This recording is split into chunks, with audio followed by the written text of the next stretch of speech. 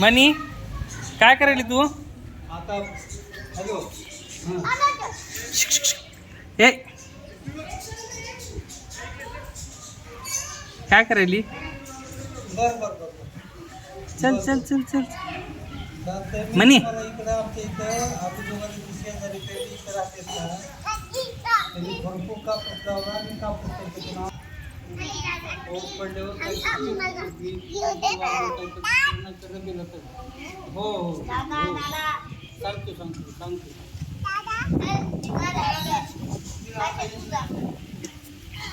काय झालं? तरी बघतो हे टाक